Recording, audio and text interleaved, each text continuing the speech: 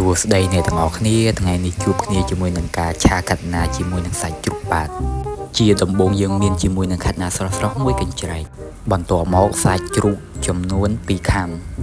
ចំពោះសាច់ជ្រូកគឺខ្ញុំចិញ្ច្រាំវាឲ្យម៉ត់ដើម្បីស្រួលហូបផងដែរបាទហើយដើមខាត់ណាគឺខ្ញុំយកវាទៅស្រស់ដើម្បីកុំឲ្យវាស្វិតពេកហើយណាមួយកុំឲ្យវាធំថ្នាំជាតិគីមីខ្លាំងពេកបាទដើម្បីស្រួលយើងបរិភោគបន្ទាប់ពីស្រស់រួចហើយយើងចាក់បន្លែចូលនៅកញ្ច្រែងដើម្បីឲ្យស្រស់ទឹកបន្ទាប់មកយើងដាក់ខ្ទះឲ្យក្តៅហើយយើងប្រើខ្លាញ់ជ្រូកមកខ្ញុំខ្ជិលប្រើប្រេងឆាណាឥឡូវដំខ្ទឹមហើយហាន់ឲ្យម៉ត់រួចហើយចាក់ចូលនៅក្នុងខ្ទះរបស់យើង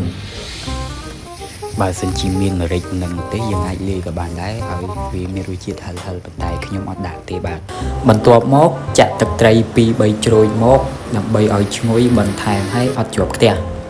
រួចហើយដាក់សាច់ជ្រូកចិញ្ច្រាំរបស់យើងចូលបន្ទាប់មកចាក់ប្រេងខ្យងម៉ាល្មមចូលប៊ីចេងកន្លះចុងស្លាបព្រារ៉ូឌីកន្លះចុងស្លាបព្រាហើយកូរវាឲ្យសព្វឥឡូវសាច់ជ្រូករបស់យើងឆ្អិនល្មមហើយយើងដាក់បន្លែយើងចូលតែម្ដង